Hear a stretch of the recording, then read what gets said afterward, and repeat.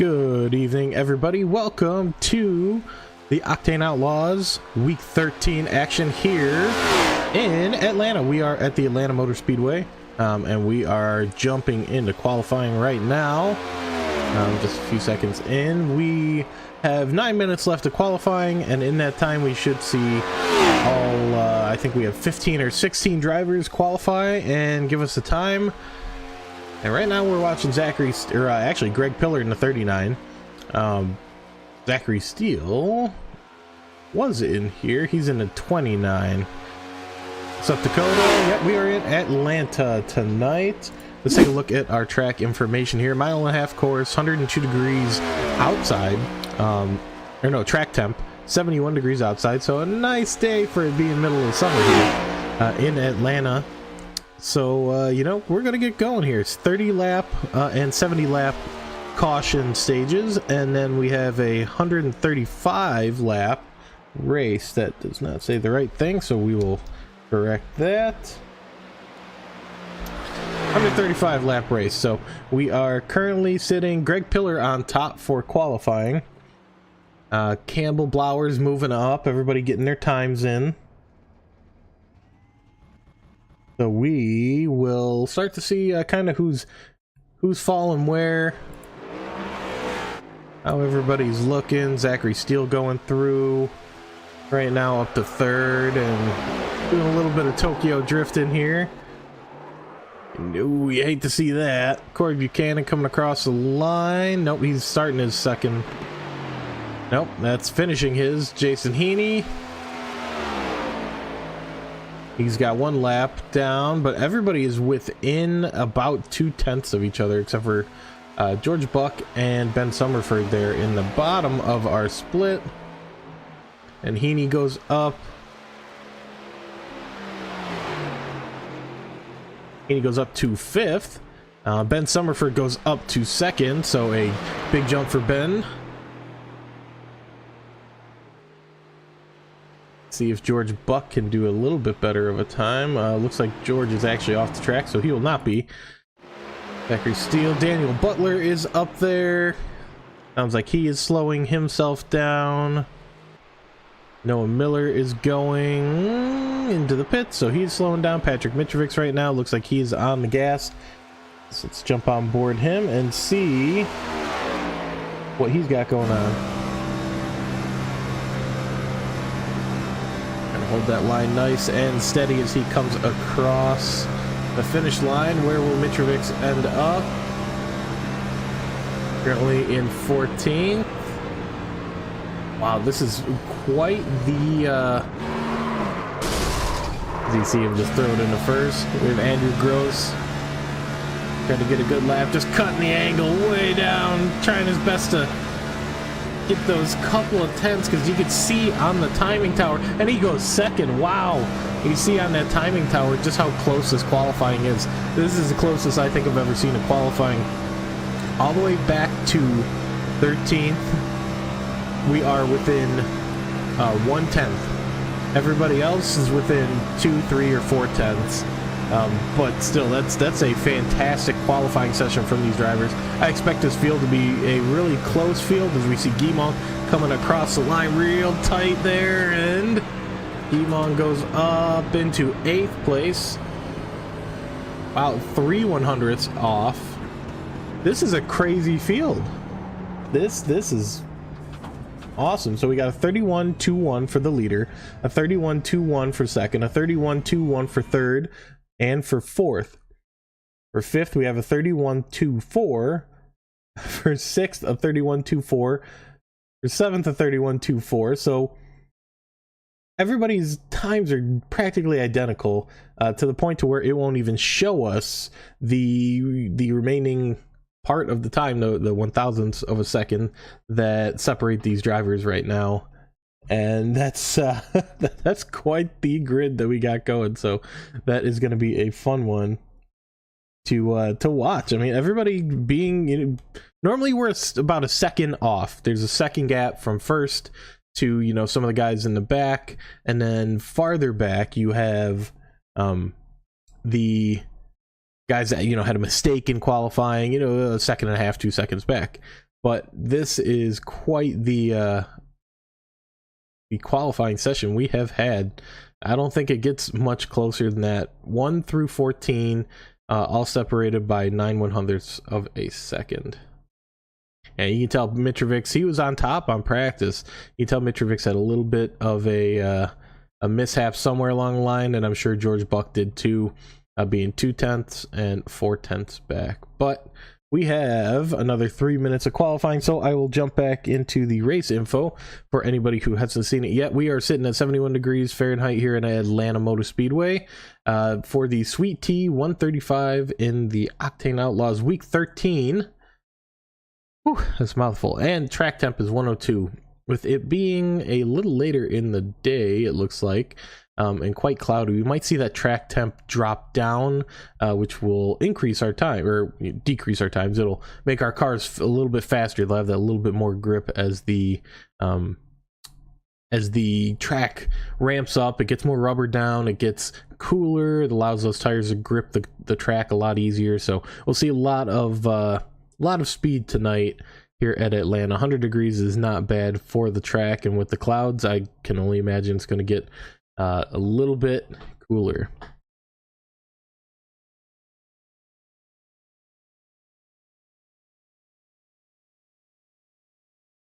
We have Zachary Steele shooting us a message here in the chat. He says he has a new Fanatec new Fanatec gear. Interested to see what a Formula rim could do at Atlanta. I want a truck race here with it on Tuesday. So keep an eye on Zachary still. He's up in 6th right now. He what was it, Bristol, I think it was. He had a really good run there. It might have been Martinsville. It was one of the shorter tracks. Had a super good run, and it just really showed what he can do when he just puts that pedal down and just focuses on the track. And we look forward to seeing what you can do here. And I mean, it's not like you didn't do well, Zachary. I mean, everybody else was just spot on qualifying. Amazing amounts of effort here from the guys. And then we have our Mr. Fabricator X, which is, I believe, David Guimont. He has a new Moza wheel. I believe he got, it looked like the R5 pack, from what I could tell in the pictures in Discord. So I actually have that same wheel. I hope you really like it. We have Elizabeth saying, "Let's go, Noah." We will be keeping an eye on Noah. Been getting some really good wins. I'm surprised he's actually here. We heard that Noah had some issues in the neighborhood. Power was out for a bit. Tornado had come through. So we really hope that everybody's doing okay over there. Everything's recovering well. In the neighborhood, and tornadoes stay off Noah's back here for the remainder of the night, so we can get some good action from him, and I'm sure everybody else. I mean, Noah Miller being down in 12th is quite the sight. He's normally up there in the top 5. He's, like I said, won quite a few races here in the Octane Outlaws.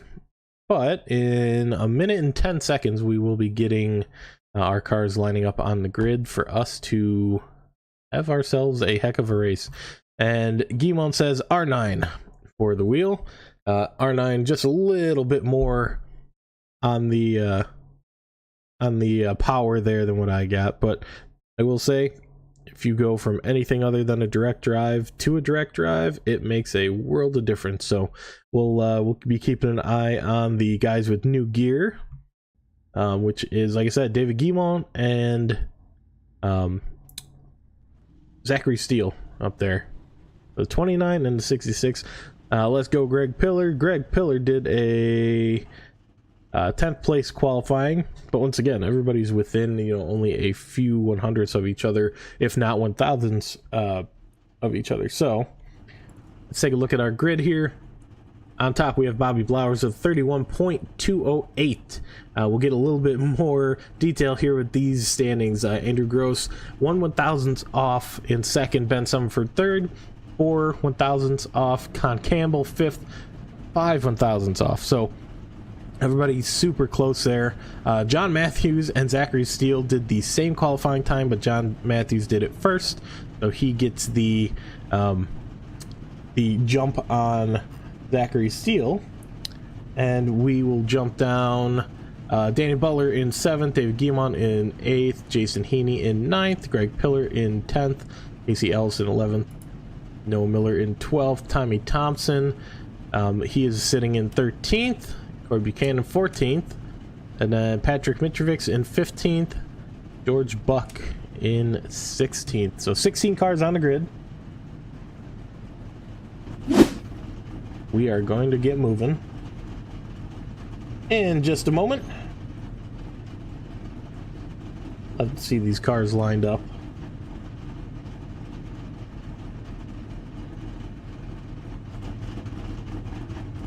Get those off the screen. Pop up our nice little ticking tower on top there. And Blowers will lead us to the line. There's our guy David Guimont. We have Greg Pillar fans in the audience. Glad to hear you guys are all okay. Elizabeth, Tommy and George fans. Tommy Thompson sitting right there. George Buck a couple cars behind him. George is... something's going wrong with George. Hopefully he's okay. He's just sitting in the infield. Kind of in that off. Wonder what happened with George there. Hope, like I said, I hope he's doing okay. Tommy's getting up to the back of the field. Here we are. Here is our field of drivers, all within a tenth of each other in qualifying. Let's see if they can keep that close on track. In practice, we had groups of 6, 7, and 8 running and at different intervals. And they were running really close, really cleanly, so I'm hoping, we're fingers crossed, hoping for a clean race today. As the pace car, or pace truck rather, goes into the pit lane, we have Bobby Blowers ready to go in the Geico start zone. And he is off. Bobby Blowers gets a good jump there on number 48 of Randu Gross, and we are underway here at Atlanta. A little bit of flashing there. Looks like that might be... it is Zachary Steele on that top side.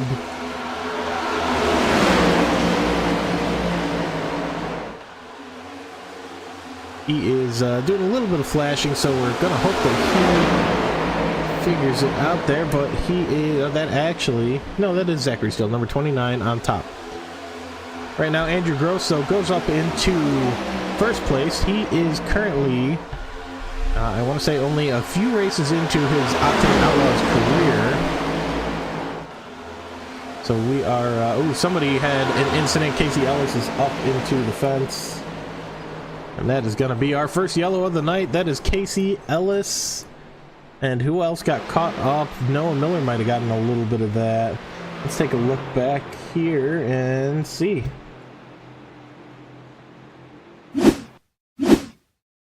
You just see, ooh, maybe a little bit of net code there, but Casey just gets into a couple cars there, slides up into the track, going the wrong way. He's just trying to get himself unstuck there. Not going to happen for a few seconds.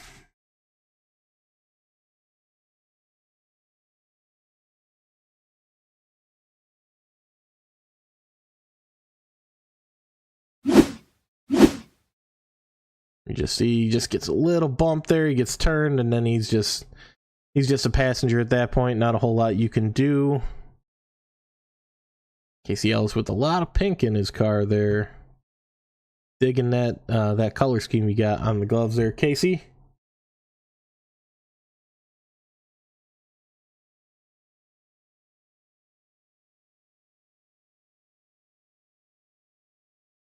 Take a look and see if we can't get a couple. Oh, that's what it was there. So Noah Miller just got right into the back of Casey, just a little bit. I don't know if Casey had a little wiggle before that, but that just throws him into the wall. But let's jump live now.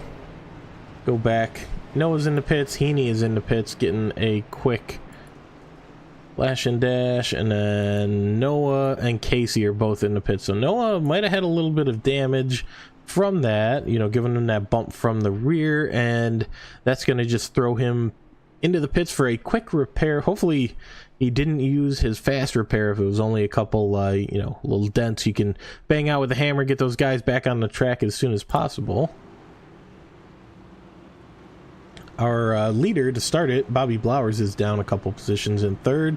So we'll start on that inside line, but it was looking, you know, we were only one lap in. It was looking like that outside line was pretty strong there from Andrew Gross, and we'll be seeing if they stay on that high line or if the low line ends up prevailing. I want to say, Atlanta, you can kind of run a mid to high line, and it will benefit you greatly with those tires. Just the temp. And the, you know, overall wear of the tires on top of it. You're not sliding so much on that bottom line, or you're not sliding so much like you would on that bottom line. I'll say it like that. That top line just lets you do your thing. Summerford and Zachary Steele both coming into the pits. Number 21 Rebel and Ben Summerford, and the 29 Fanatec. Fitting that he just got new Fanatec gear, but the number 29 Fanatec of Zachary Steele both in the pits. Different pit lane camera. Let's see who comes out first. Right now they're both just kind of chilling.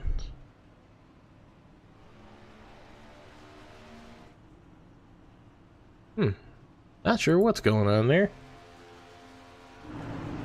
We do have the lucky dog coming around, which I want to say is Noah Miller. Yep, there's Noah Miller. He's a lucky dog. Casey Ellis still in the pit lane. Ben Summerford still in the pit lane. And Zachary Steele is no longer on the track. I'm not quite sure what's going on with the three of them, but we're coming to green here. And we will get things going in just a few moments. Con Campbell on that outside line, which is probably where Andrew Groves would love to be. Running at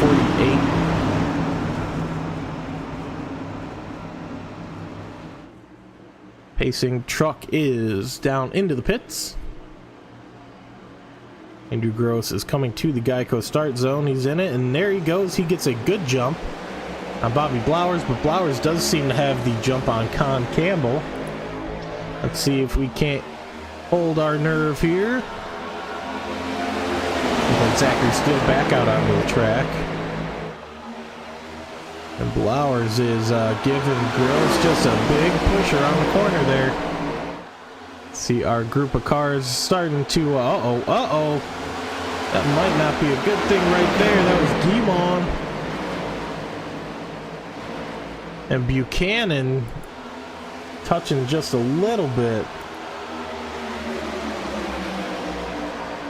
We are clean though. Somehow we come out of that unscathed. They were bumping each other's quarter panel there, and it looks like Buchanan is going to be taking that high line on the outside of his league mate here. And Guimond is starting to fall back from Buchanan there. Let's take a look up front. 5 cars within frame right there. Gross, Blowers, Campbell, Butler, and Matthews. Gross in the 48 really just trying to get himself out of range of Blowers. And we have another caution. Not quite sure what happened here.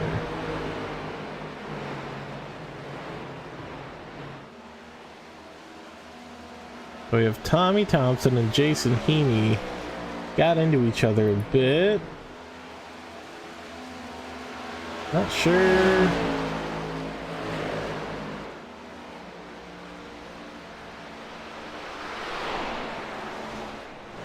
Let's see if we can't find it. I think we jump out into the car. There's Tommy Thompson. Jason Heaney right behind him. Jason Heaney's fast, so he might have come up behind Thompson here. giving him a little bit of a bump, but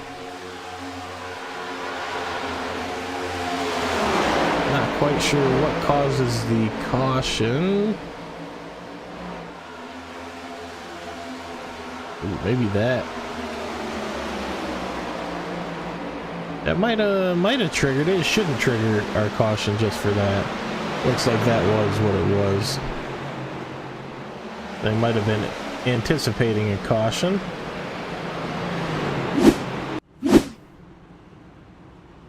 In any case,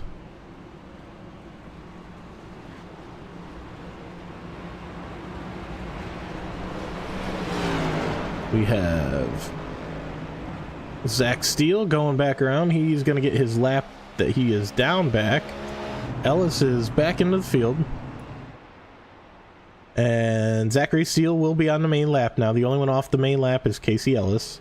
And he is only a lap behind currently. So Ellis, you know, next caution, if we have another caution, that is going to give him, you know, that lucky dog position, get him back on the main lap of the race. Ben Summerford is on the main lap somehow. Not sure what was going on there. Noah Miller also in the pits, probably just trying to save his fast repair.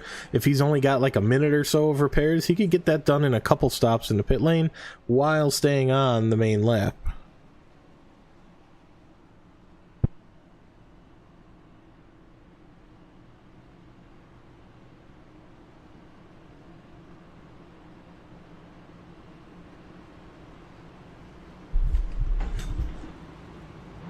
And we are currently only 9 laps in, coming up on 10 here. 2 cautions, but we were starting to see some real good looks here from some of the drivers. Just a little bit of net code, I think, on the one. Tommy Thompson and Jason Heaney touching a little bit, and it, like I said, the system probably anticipated a wreck happening.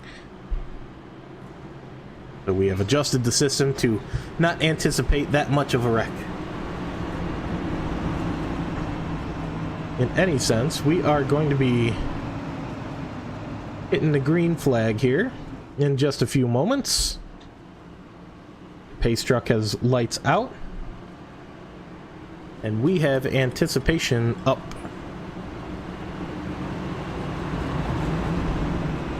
We know how fun these races can be.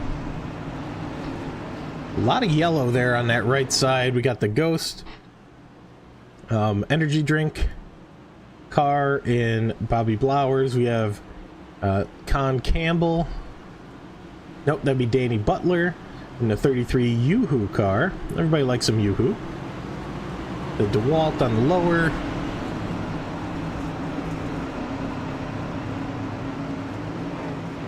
And then Patrick Mitrovic's on that top side with his yellow. The number 7 of Tommy Thompson with a bunch of yellow.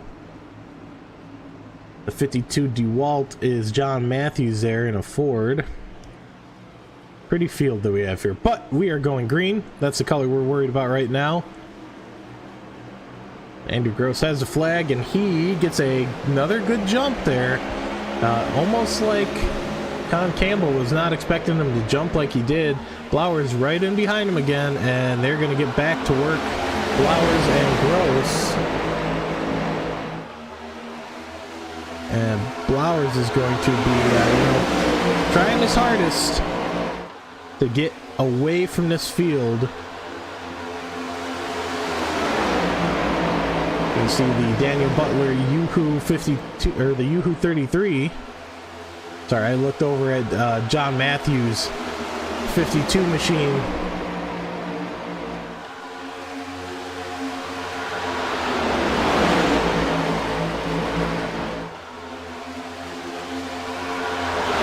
Look at this. Look at this. 5 cars right there. 1, 2, 3, 4, 5 on top of each other. Doing a fantastic job holding their line. Field is doing very well this time around. I have a good feeling about it. Right now, Patrick Mitrovic is one of our big winners right now. 6 positions from where he started. Like I said, he made a little mistake in qualifying, so he was farther back than what we expected him to be. He had the fastest time in practice by a couple of tenths. His practice lap probably would have gotten him pole if he had run the same one out on track. But we are in a nice little pack here. We're still, after a couple laps, 2 wide. Everybody holding their own very well. Let's take a little bit of a different look here. We see a beautiful shot of the field. Gross still leading us. Butler in second. Blowers in third. And ooh, that was a little close again.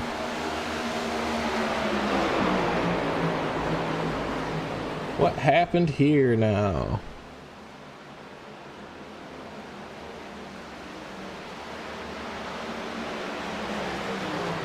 Might have been anticipating it again. Heaney, Guimond, Pillar, and Thompson all bumping each other within a certain amount of time.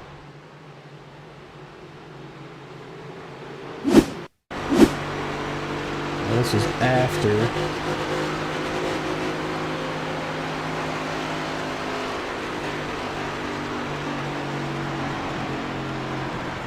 So that's after the yellow.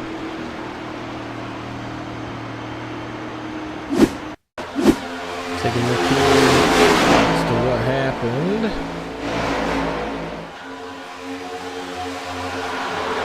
Let's see if we can't spot what causes our incident level to jump. Ooh, that wall touches the wall.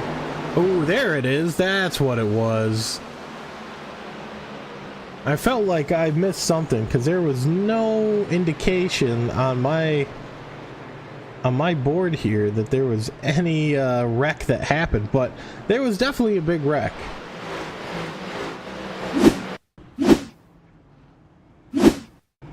Right now, some of these cars really going slow, trying to get to the pits, and I think we have a couple guys trying to push. Oh yeah, we have some damage going on here. Steele, Buck, Miller, and Thompson all really trying to just limp it down the pit road to get themselves going in the right direction. That is, you know, kind of crazy to see that many cars in a wreck, and it did not register that it was wrecked out. So weird. But we do have Buck coming out of the pits, Steele coming out of the pits. They're going to stay on the main lap. Miller and Thompson are going to be hoping to stay on the main lap. Here they come. So Miller and Thompson will be on the main lap. Ellis should be getting shuffled around, and we'll have all 16 drivers back on the main stage, as it would be for the race.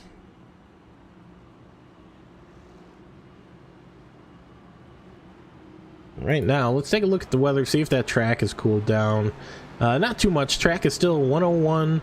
Air temp went up 1 degree, and it is it looked like it was later in the day, but it is currently 12:24, so it's a little bit afternoon.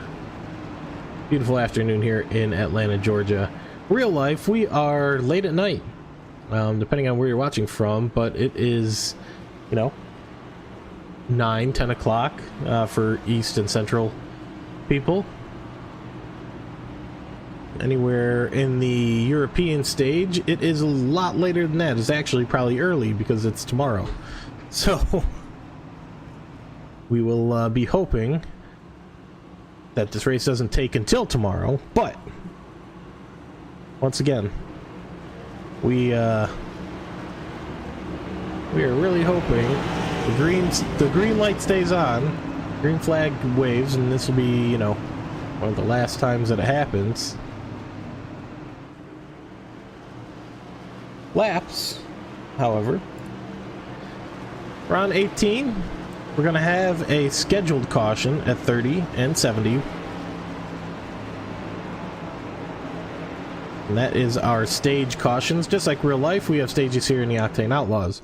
Just like real life, the number 48, Andrew Gross, is going to hit the gas and get moving here. Not sure what's going on there with Guimond. He does not have a front end, and he's going to be hard pressed to keep up with anybody with that going on. But Mitrovic's, wow, Mitrovic's is way up. Oh, no, and that is going to be another caution as we get things moving once again. Mitrovic's, as I said it, we talked about this earlier, Patrick. Just because I talk about you on the stream does not mean we need to have something happen to you. Let's see what happens.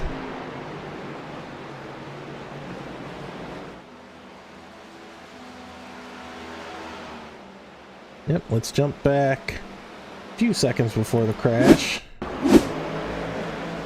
We'll watch Mitrovic's here. Mitrovic's gets just on the quarter panel, and that, ooh, that might have been some net code there.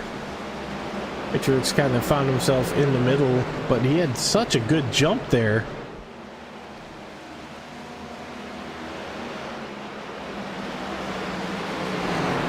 Let's see it from his angle when we go green.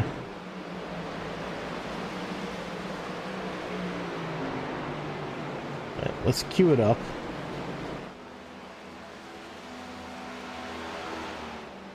Go green. And we'll be right here on Mitrovic's.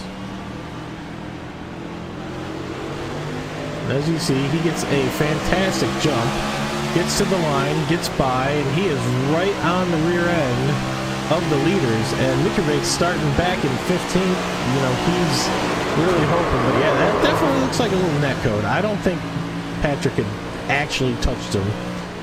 That net code is a killer. That will really hurt your chances when you have a bunch of damage on your car, as we saw David Guimont without a front bumper.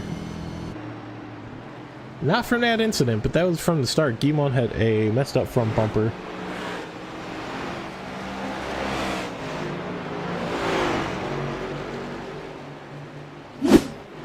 Jump back to live. A little bit of damage on the front there for Mitrovic's. Not sure if he's going to want to come in and fix that before we go green again, but we I'm just gonna stop talking about the color green.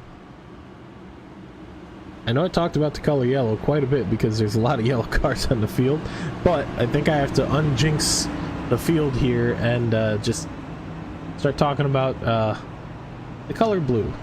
We'll do that. Kentucky, got that Kentucky blue, the Napa blue of the number 9, Jason Heaney. That mirrored metallic finish there on the Napa Auto Parts car, very cool. Some new guys, newer.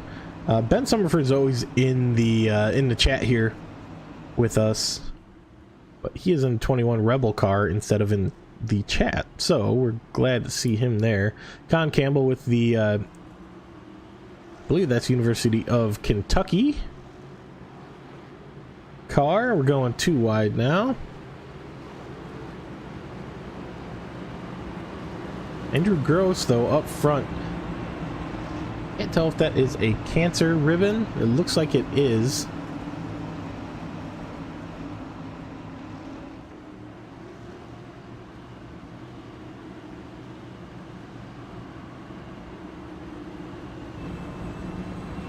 And racing forward is Andrew Gross's car.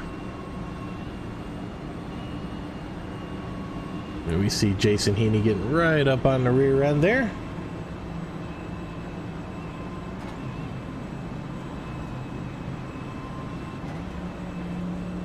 There's our guy Jason Heaney in the cockpit getting ready to go green behind Andrew Gross.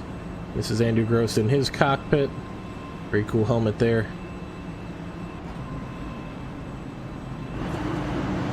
Drivers getting ready.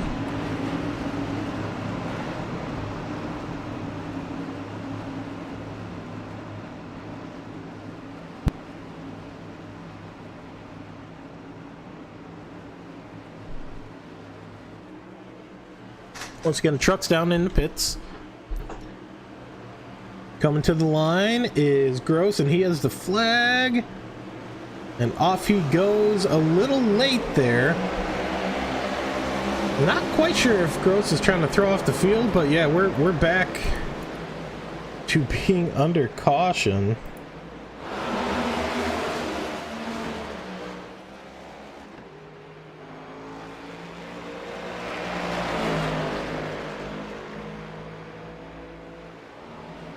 As Daniel Butler got completely turned around there.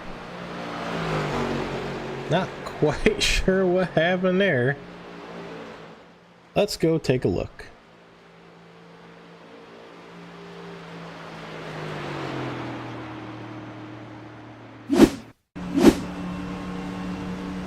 Here we see Butler.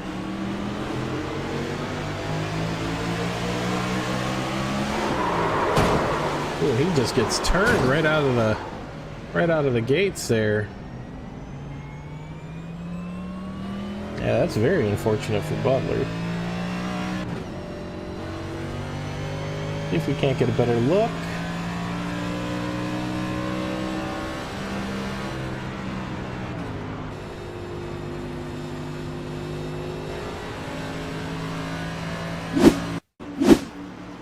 And here we go, Butler with some damage already. You see he gets going. Ooh, Mitrovic's just right there on the quarter panel of him again. Patrick involved in an incident right out of the gates. They'll be looking to get that banged out and, you know, the car fixed up in time for him to, ooh, and you see he's a little sideways here coming into the pits. A little crab walk going on, but they'll get that fixed up with a fast repair if he's got one. Number 33, Yoo-Hoo. Once again, we've all had Yoo-Hoo. Who doesn't like Yoo-Hoo? Silently cheering for childhood favorite drink. We see Guimond has his front end fixed up as well with his fast repair. Leaving the pits there, and boop, there we go. His front end is back on for a guy in the 33. That's still not banged out. He might not have his fast repair on. We'll see. We'll see what they end up doing there. Con Campbell is also there in the pit lane. These two drivers both running up front, and, you know, just some unfortunate incidents there going on. You know, just some hood dents. Gonna get going again. Butler, I can't imagine, would be too far behind since the rest of the field should be coming.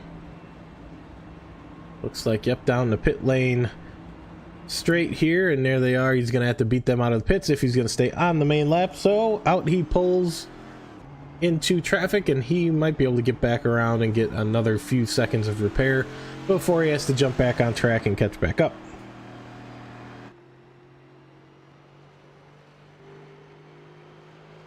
Bad luck there for Daniel Butler. From second down to last place. Jump back up to our leaders here. Most of the car's clean. We have Mitrovic, who has some front end damage there. We'll see how he's able to keep up, but most of these top 10 to 12 cars here are looking fairly clean. No dents, no dings. We'll see how it goes at the start of this lap, or the start of this race again. Too wide right now, and the light's out, which means we're going to be going green again in just a few seconds.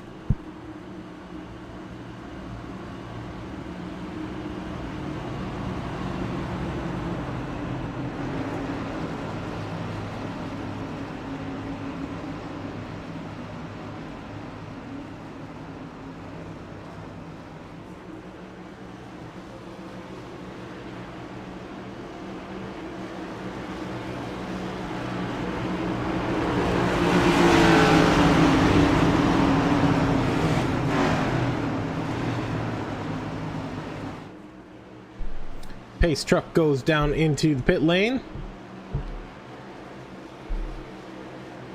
Gross on the inside, Heaney on the outside. Gross gets a good jump. Everybody seems to be away fairly clearly. Heaney, however, is getting contended by the inside Bobby Blowers. So we will see what we got going on in a few laps time, how things are going to even out. We'll see if Mitrovic can keep up here with that damage that he's got. The car's kind of all getting a little bit of a twitch there. Ooh, we got a little bump there. Mitrovic had Zachary Steele coming up behind him on the outside.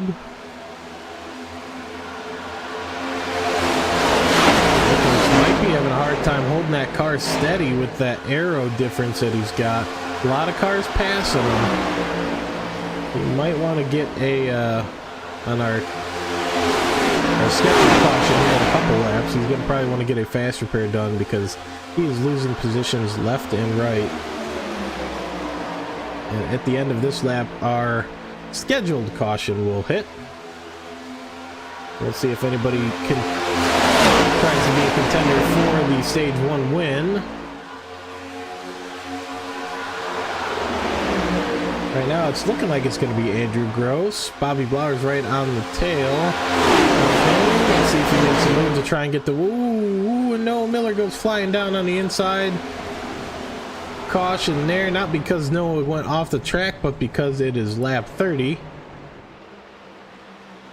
Miller is gonna luck out. I'm gonna say luck out because that could have been a lot worse if everybody kept going and he was, you know, a full car length or a full, you know, corner's length back. So Miller doesn't win the first stage. He's making a little bit of a move.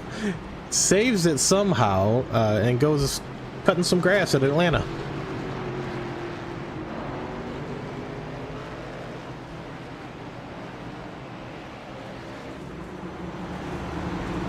Let's see here.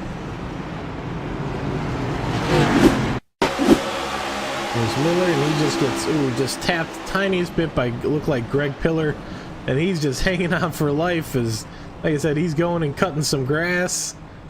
He's trying to get himself pointed in the right direction so he can get back on the asphalt and get some grip. But live, we have a bunch of cars coming down into the pit lane.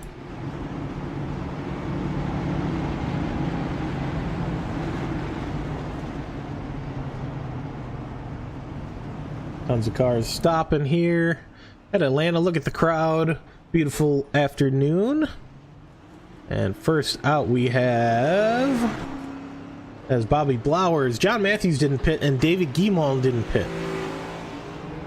Blowers is out into third. First out of the pits, then Noah Miller, Zachary Steele, Andrew Gross, Greg Pillar. So Miller did make up a significant amount of time in the pit lane. Casey Ellis out, Tommy Thompson.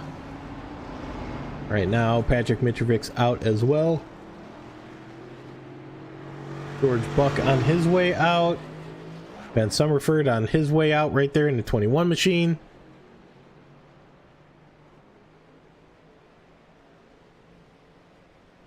I think I started to say it. I started to do a little shout out there to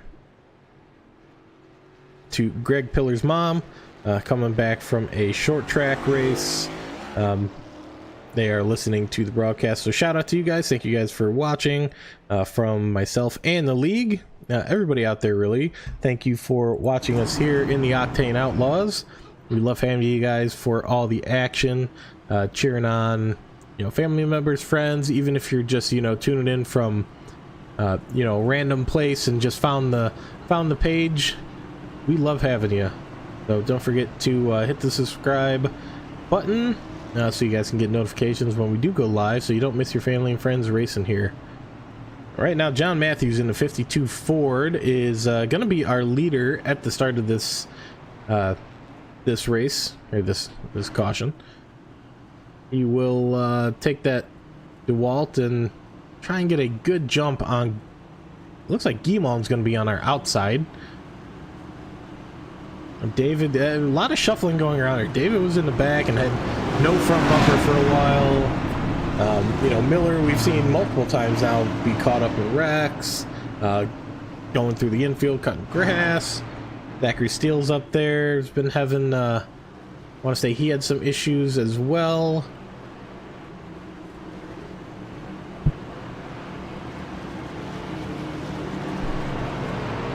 A lot going on track these past few minutes here.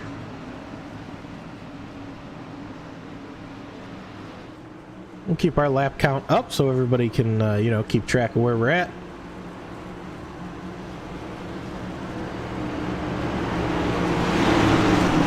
But I guess this is what we get when we do have a really close qualifying. A bunch of drivers that deserve to be up front and can be up front at any point. Right now, there we go. We have a big jump from John Matthews. Bobby Blowers gives him a little bit of a push. Guimon on the outside had a slower start. You can see he's fallen back a few positions, but Noah Miller is there to give him a bump and say, let's get the show on the road here, David. And we are underway again here at Atlanta. We have Andrew Gross looking to get by Guimon, get his place back up front, but with how this field was, you know, how close they were in qualifying and in practice, I would not expect a whole lot of wiggle room. I expect this pack to stay fairly close together here. As John Matthews is doing a good job keeping Bobby Blowers behind him. Little bit of blinking there from Noah. You see him up top having a little bit of a hard time there with his connection. Ooh, Rose on the inside. He was sandwiched in between Guimon and Pillar. You see in line too wide. And Gross goes to that top line. Almost feels like a Daytona when you're at Atlanta. You can basically just put your foot down and go. There is more to it though. I mean, you start feeling that tire wear a lot more than you would with some other tracks like Daytona or Talladega or something like that. You feel that tire wear, you feel the rear end slide a little bit. You do have to let off a tiny bit when you start coming out of a corner because you just don't want to, you know, sail the car and send it. But we have had a couple, you know, couple little switches in lead here. Ooh, Zachary Steele. That's going to be hard to drive around. Noah Miller up front on the outside, but Zachary Steele leading that inside line. And Zachary Steele, he said it in the chat, he's been blinking a little bit, so we're going to just keep an eye and hopefully Chris can, you know, race around it. And, you know, Zachary Steele being out front, that helps out. Oh, and there we go. Big net code there. Are we gonna keep going? Unsure if we're gonna keep going or not.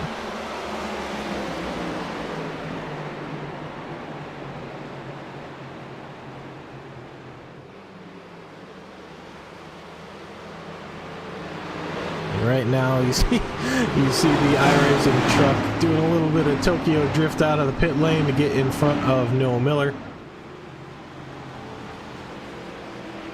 Noah was our leader at the time of the caution.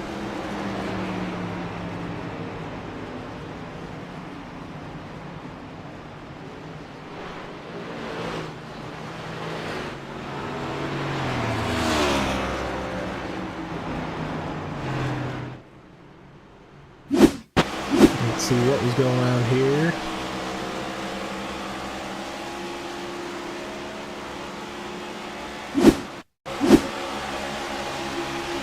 Here we have Zachary Steele. He doesn't really come, I guess he does come down a little bit on him there. Hard to see from that angle.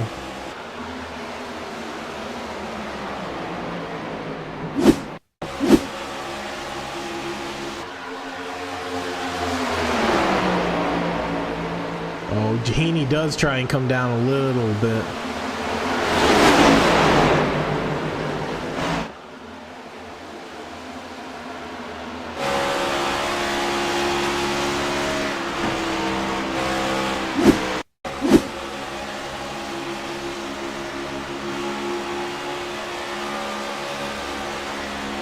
Yep, and there we go.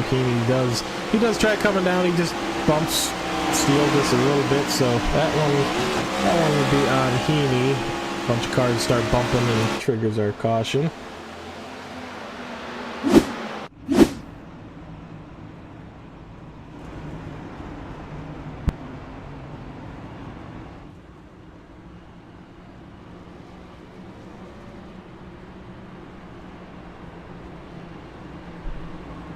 Everybody out there watching on this beautiful summer evening, let us know where you're watching from, and you know who you're watching with. We love knowing who's out there. If you guys want to do any shout outs, birthday shout outs, stuff like that, just type it in the chat. I'll give somebody a birthday shout out if they need it, or a you know, something to keep the blood flowing here with our 7th caution in 40 laps. We have a few into the pits. Steele, Thompson, and Buck. And be looking to just get an advantage here with the early fueling, and doesn't look like any of them are taking tires. They might just be getting some repair work done. Some fuel added. You know, just ready to go out there and get to our next stage, which is 30 laps from now. Miller up front leading us. Casey Ellis on the outside. I know it looks similar because it has that same logo on the side, but the green and pink ghost car and the yellow and blue ghost cars are only a couple positions away from each other. Blowers will be on the 3rd row on the inside, and our ghost car on the outside is Casey Ellis. That green car, so a 35 and 34. You'd almost think they were teammates, but I think that's just a happy coincidence. Truck is down into the pit lane. Noah Miller has the jump, and he is off fairly early. Gross gets a good jump. Ellis does not on that outside line. And Ellis is falling back a little bit. He might want to jump into line behind the leaders there. And he will do just that. John Matthews is going to be our outside line runner, and he is going to be blocked off there by Bobby Blowers, but maybe he and Blowers can work together to try and get a push up to the leader there in Noah Miller. And Noah Miller right now has Andrew Gross right behind him. This has been a fight all day long so far. Gross up front trying for the lead, and Miller trying to get back up to the front where he started in 12th.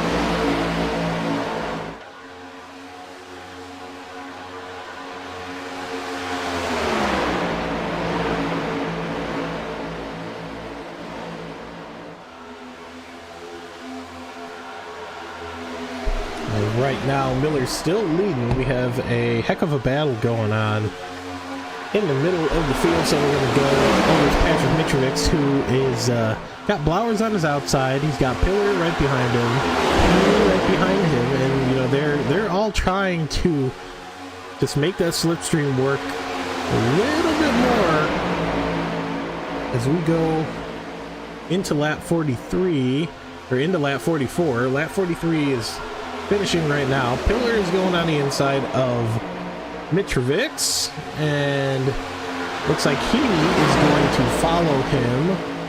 Heaney normally one of our top 5 drivers in each of our races here, but you know, like I said today earlier with this qualifying, anybody can really be in that top 5. You know, just everybody was within 1/10 of a second of each other. You know, the top 9 were 1/10 off. And the top 14 were, you know, less than 2/10 off. It just fantastic driving by these guys tonight. And here we go. We are looking like Miller is going to try and hold this as long as he can. Not really fight it. Mitrovic, ooh, just a little bump up into the wall. Might have been with teammate Corey Buchanan.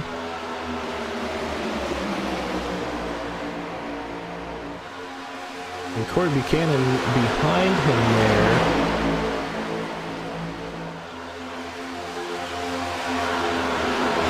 Looks like Patrick's trying for that outside line. He doesn't really have a whole lot of help. He has Guimond behind him, but just with that damage, I think Mitrovic is having a hard time.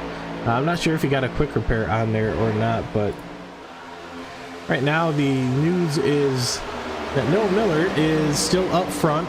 We do have Ben Summerford making a little bit of move. He is back to third where he started. Gross is in second where he started, but the big mover so far, we know, is Noah Miller up 11 spots from where he started in first. And now that we are, you know, we're getting some good laps in, let's get a nice onboard shot here with Patrick, or with Noah Miller, and see what these drivers are seeing. We're actually gonna jump on Jason Heaney and see what he's doing.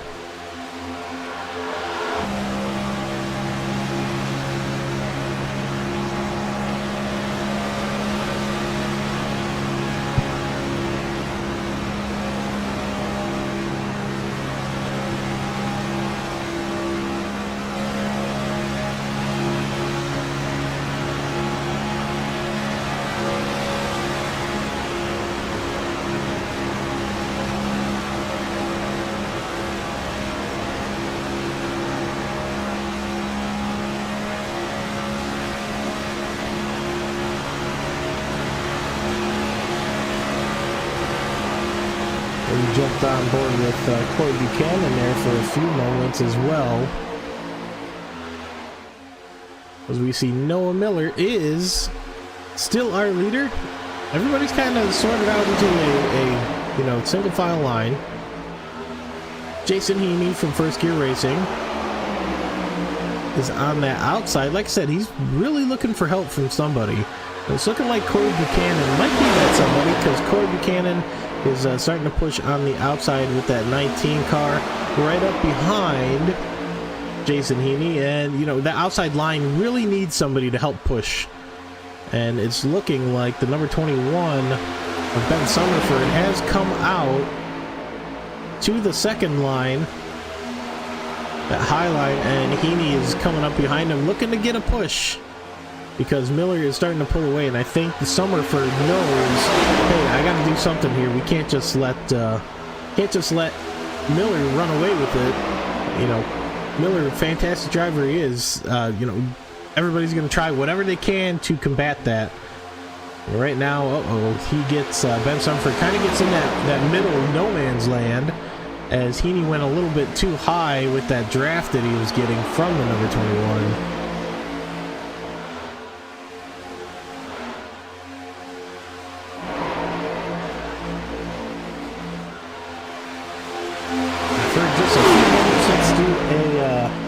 A nice little crank it up moment.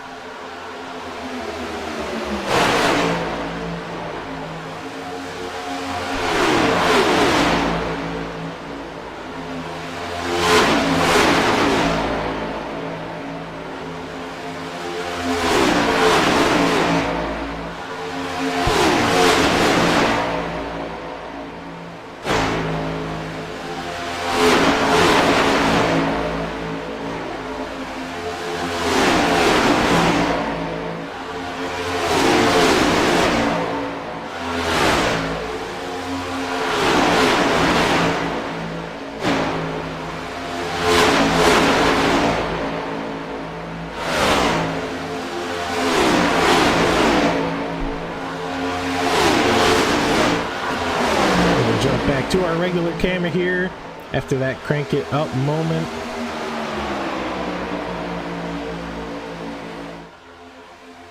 Currently following Ben Summerford on the outside line there, but we do have, I don't want to say a surprise, because the field just been mixing up quite a bit, but Greg Pillar here in third place, making his way up 7 spots so far from where he started. Same for Casey Ellis, who is right behind him there in the number 35. Casey Ellis is up 7 spots, Pillar is up 7 spots, and Buchanan is up 7 spots. So great job for those guys to get, you know, a little bit of a a plus on the day so far.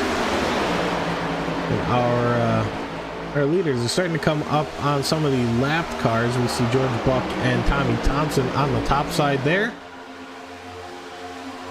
And we've seen them have a little bit of damage over this race. Hate to see it, but it is part of racing.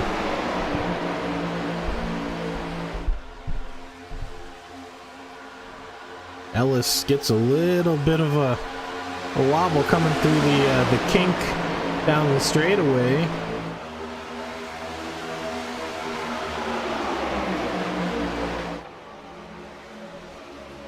Take a look from our TV tower in the infield and just watch these cars flying on by. Noah Miller up there in first. Here they come down the front stretch.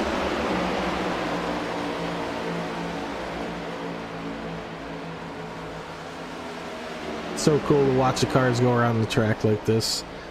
This is essentially the highest view you will get from the stadium, and you can watch them go around the track and hear the sounds. I love watching the videos of Daytona where they show the cars coming around, and it is just insane, the noise that you get from that and the feeling you get from that at Daytona. Very similar here at Atlanta Motor Speedway.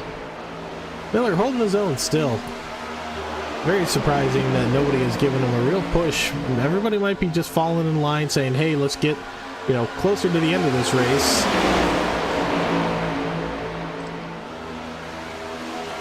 But Pillar doing a fantastic job in third place. Getting a good run here, actually. Gross and Pillar both are, getting some pretty good runs. Miller still fighting them off. Let's see who we have that is even closer. John Matthews in the 52 pushing up behind Bobby Blowers in the 34. You see Buchanan up top there, getting a little high, too close to the wall. You don't want to be that close to it.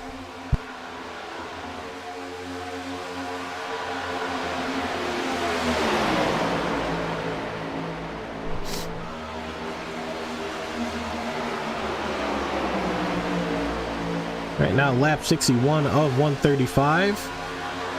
We're nearing the halfway point of the race.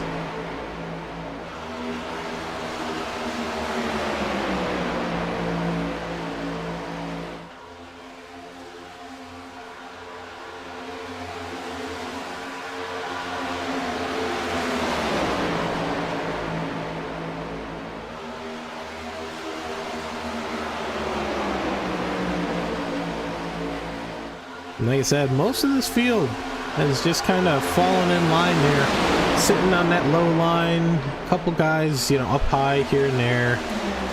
Miller just leading the charge. Not a whole lot of position changes going on right now, but right now it's just a war of attrition as they come up on Zachary Steele.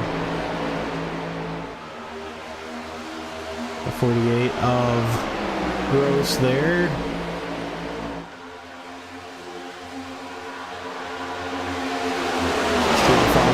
Field.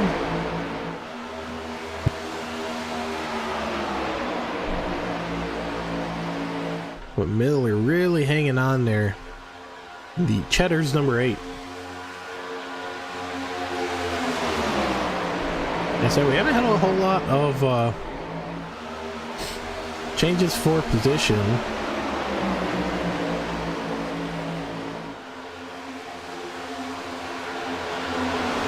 I think we have 12 drivers in this field that are flying around the track.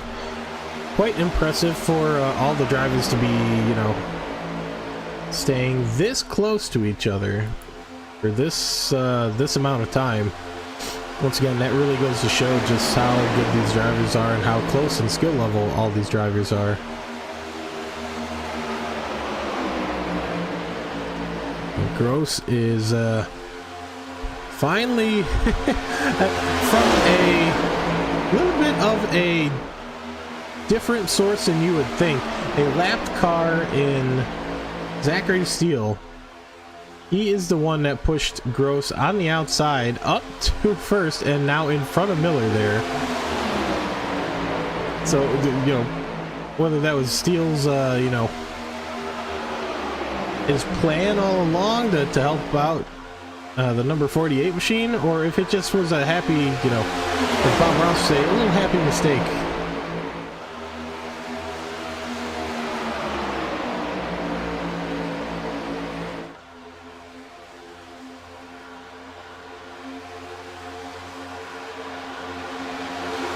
Right now, the 48 falling back a little bit on Miller, but he's got that speed on the outside. It's going to be close when we come up to stage number 2 here in 3 laps time. We are halfway through the race right now. You see the pack just tightens up here as we are getting closer to the stage end, and the stage end, ooh, a little squirrely there for the 48. If Steele can get out front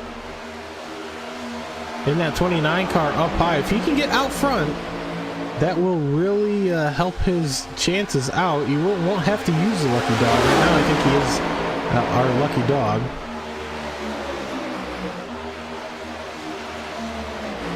Thought I heard some tires squealing, but right now he is the lucky dog, so he will get thrown around front to the main lap.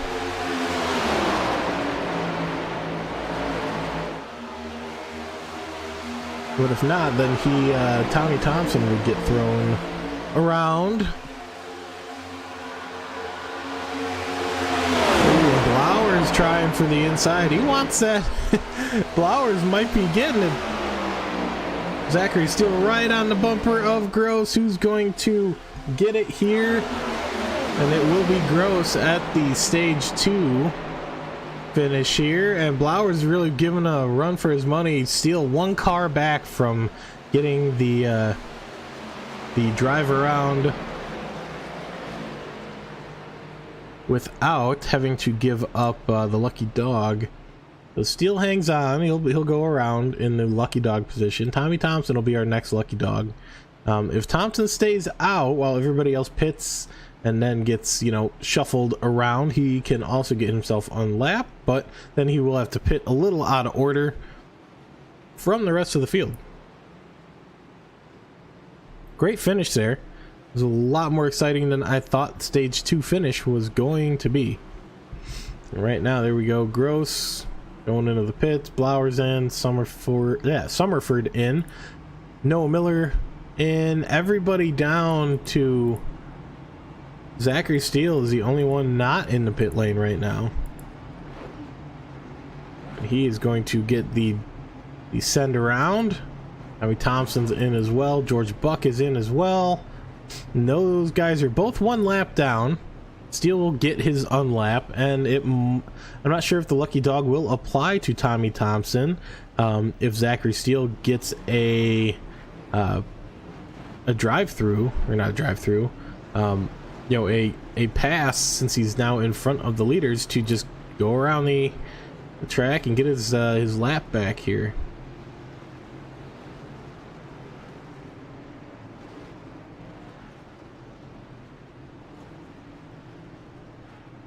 Gross in first, Blauer's in second coming out of the pit lane. Summerford third, Noah Miller fourth, Greg Pillar fifth, Casey Ellis sixth, Matthews in seventh, Buchanan eighth, Con Campbell ninth, and David Guimond rounds out the top 10 right now in the race.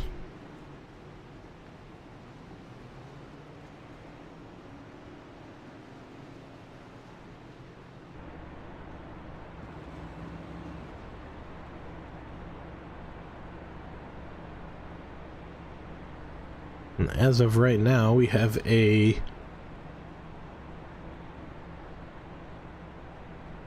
want to say pretty close to 10-way fight for the lead here. Everybody's still on the main lap. Everybody's still pushing. You know, Zachary Steele back around on the main ahead of Butler and Heaney. Tommy Thompson is potentially going to get a lucky dog wave around. George Buck would also be, you know, in contention for that lucky dog, depending, since they're right on top of each other there. But we'll see. We shall see. You see George Buck there. Tommy Thompson is no longer on track. Not sure what happened to Tommy here. So we see a couple cars flying on by. I can only imagine that is it looked like Buchanan. No, that is Butler coming back up to the rear of the field here. Zachary Steele might be getting an EOL for going into a closed pit lane. George Buck, he's back. Tommy Thompson still off, but Gross will have the go for us. The green flag will fly shortly.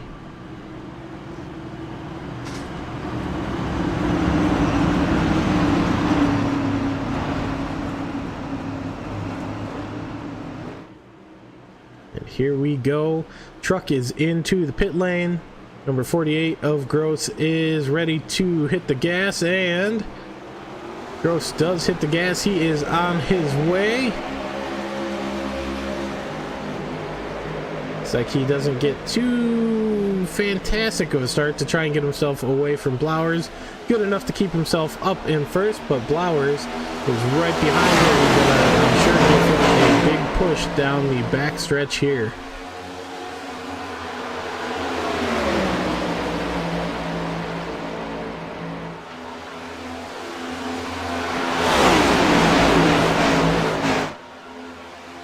You can see in the hunt there is Ben Summerford on the outside. If he can get somebody to help him out, you know, stay on that outside line, somebody to draft with him, kind of like Zachary Steele was earlier, right before the stage caution, then we would have a fantastic push for that outside line to win. But right now, everybody's just sitting file on that road line.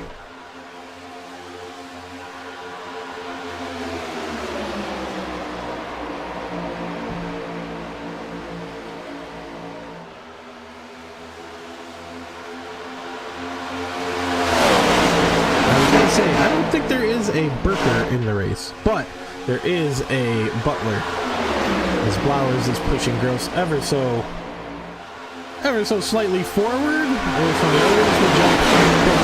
Danny Butler in the number 33 Yoo-Hoo machine.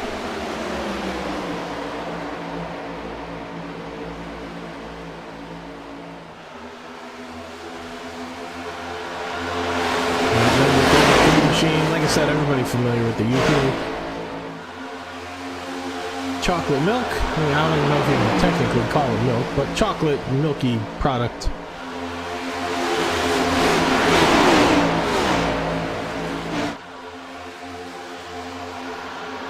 Jump back up to Andrew Gross, who is, you know, just hanging in there.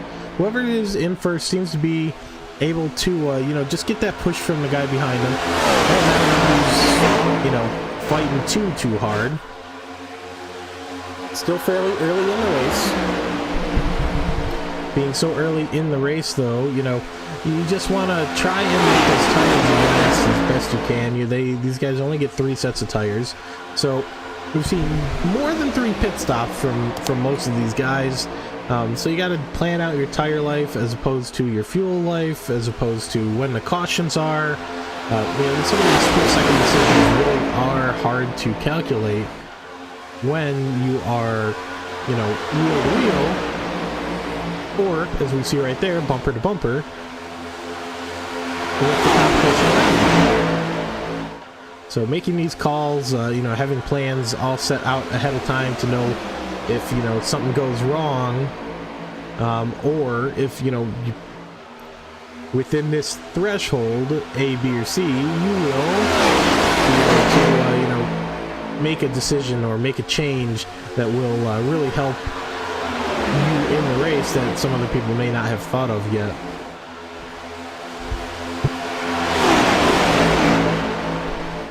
We got a lot of people go. A Butler.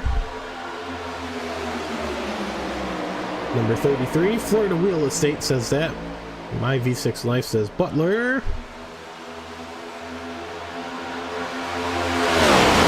I want to thank everybody who has come out and is watching with us tonight.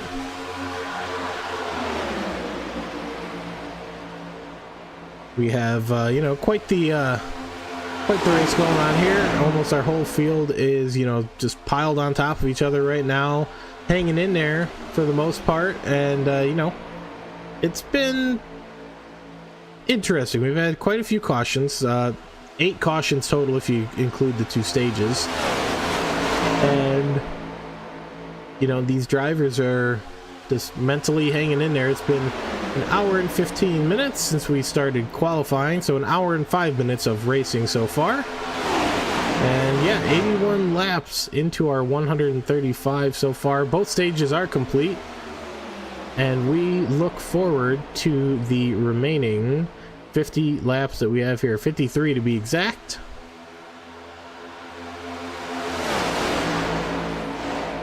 And if we keep this this pace going, we're looking at about, you know, 26 and a half minutes left in this race. So, you know, you got to go do some laundry, go running, and, you know, take out the trash. You have a little bit of time before the end of the race. You know, these drivers are going to be here. They're going to be fighting tooth and nail to get themselves at least within a you know, a stone's throw of first place. And like I said, tire strategy might be the big winner here. It might be fuel strategy as well. You know, if somebody can extend their fuel life out better than others, or if, you know, right now Andrew Gross is sitting out front, he's eating more fuel being in that clean air than anybody else, as we see Ellis getting a huge push there on that outside line. Finally somebody breaking out and saying, hey, I want to get myself up front and, you know, just get a little bit of a change here. And that was Jason Heaney pushing Casey Ellis on that outside line. We see Heaney giving a big push right there again. Bumper to bumper. Trying to give Ellis the chance to get out front and, you know, pass up Andrew Gross there on that inside line. And we see Mitrovic on that top line. His bumper's all fixed up. And Jason Heaney on the outside, really pushing. You don't see, Mitrovic just touches the wall. Mitrovic. Patrick, please don't get mad at me, man. I didn't even, like, focus on you. I just mentioned your name. That's all I did. Anyway, we have an inside joke with me and Patrick, more so than anybody else on the track, that when I mention Patrick's name, something happens. He'll be up in the top 3, and I'll say Patrick Mitrovic. Oh no, and Casey Ellis, is he gonna save it? Oh no, he does not. That is gonna be a big caution. Safety car comes out. Gross gets in front. Blowers in second. Pillar third through that. But yeah, that was quite the incident there. I was not expecting it. We were running so well for a good amount of time, but let's see what happened with, it looks like,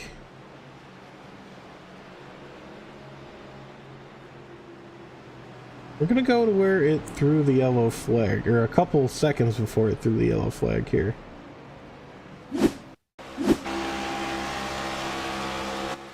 We were with Casey Ellis here. Let's see what happens. It might just be... Oh. Yeah, Casey was, Oh, yeah, that's a hard hit. Casey might have been trying to get back onto a line where he just... I'm not so sure.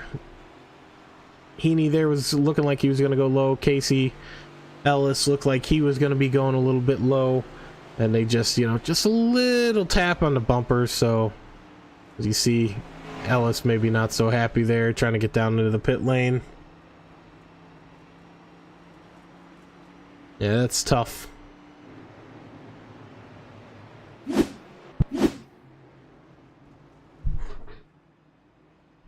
But while we regroup, I'm going to regroup and get myself a quick drink of water. Don't go anywhere. We will be right back.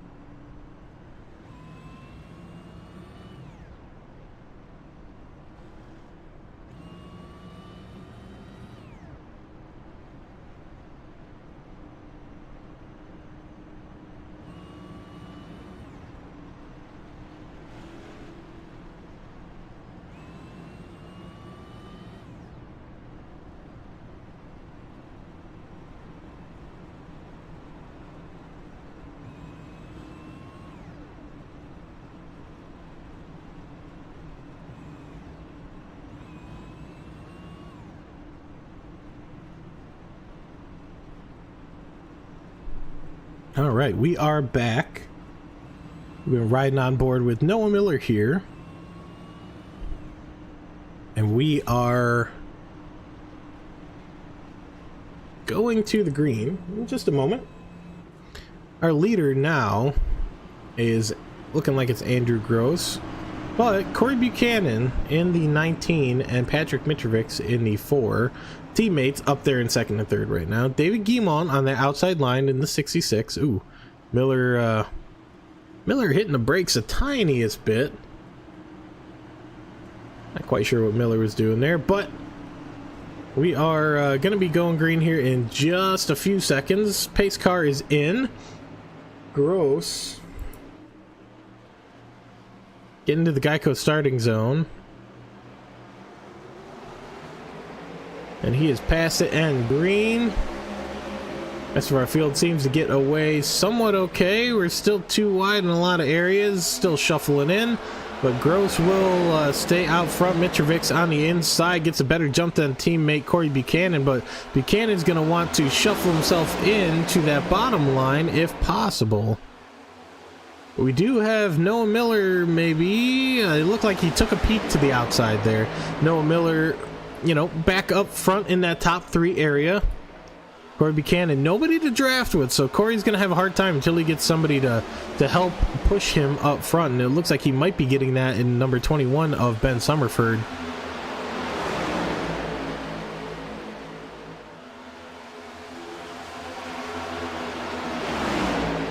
The outside, you can see just Buchanan, nobody to work with him. He just could not find his way into the line, and you can see teammate, once again, Patrick Mitrovic is right there. I started to say it. I'm going to try and just jinx it so hard that the jinx breaks, but every time I talk about Patrick, I mention his name when he's within the top 5, something happens. He spins out, he hits a wall, he, you know, somebody T-bones him, somebody in the crowd jumps onto the track, takes him out, whatever the case may be. Whenever I mention Patrick's name, something happens. So we're hoping he can hold himself together here for another 40 laps.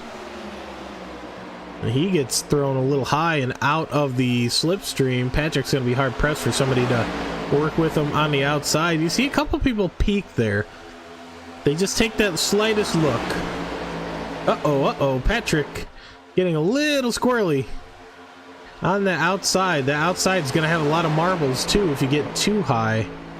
We've seen him go too high a couple times and just touch that wall, but Mitrovic's now sliding back. He's going to have to get himself in line here for himself to make a relevant push back up to the front, unless somebody's willing to work with him. Maybe he can get teammate Corey Buchanan to work with him, but it's looking like Corey fell all the way back. It might have had a bump with Buck and Con Campbell there.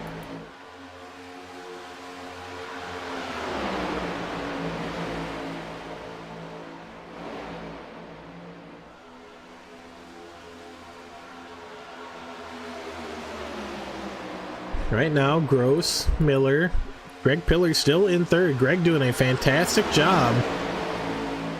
If I had to say a most improved from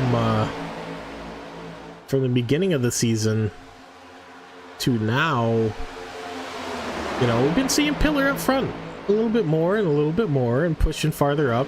He's always got that shiny number 39 on his car. So, you know, Greg Pillar being up front really starting to become a regular thing lately. We're glad to see it.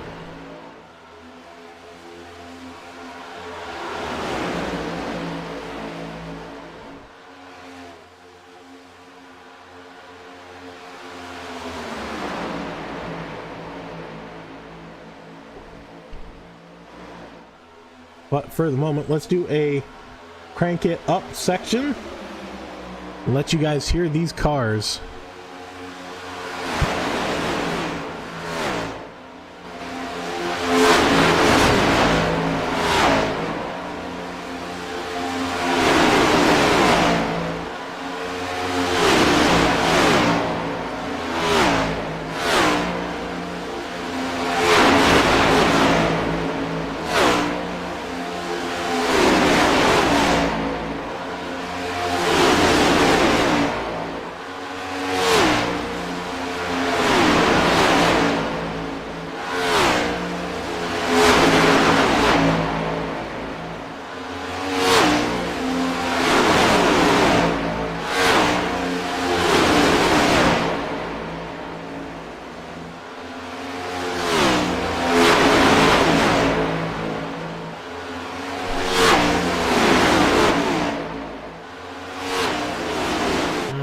Come back to our broadcast. Lap 99 just starting, so we have 36 laps left of our race here in Atlanta Motor Speedway. Casey Ellis a lap down, a couple laps down, 5 to be exact. And Casey not gonna be happy. You know, he was running right up there in that front. He's not gonna be happy that he probably used his faster pair already sometime in the race, and you know, could not get himself clear of like I said, Heaney was right there behind him, gave him the push. You know, just came down on top of him a little bit. You know, he's got to be watching that spotter and just seeing, hey, am I gonna be safe?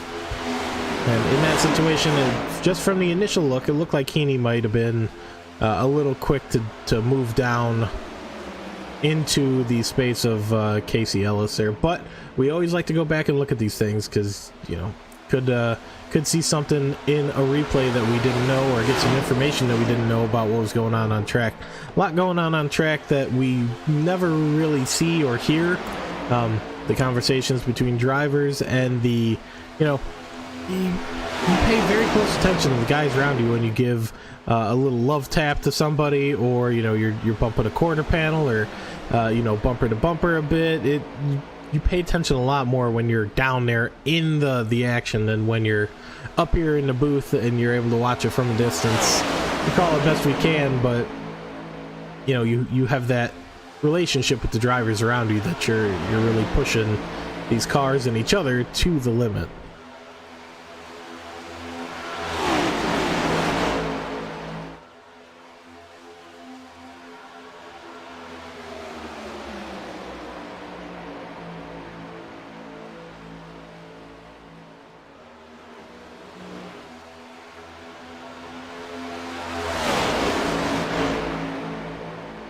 As we come up to some lap traffic here, looking like that might be Corey Buchanan. Yep, Corey Buchanan has come into the pits. Everybody else is going to have to pit at least one more time. I believe. I don't think anybody's going to be able to get to the end of the race on the fuel that we have allowed. I want to say it's half fueled, so you can get around 30 to 32, maybe 33 laps in per fuel run, and it really does make a huge difference if you pit early and get tires early, or if you pit late and, you know, just get a splash of fuel and get really fresh tires later on.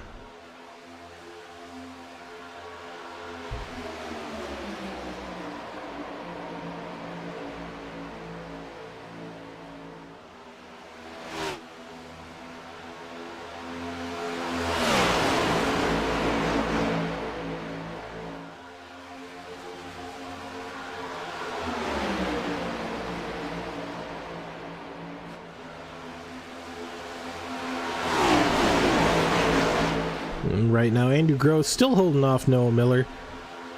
Everybody's still kind of hanging in a single file line here.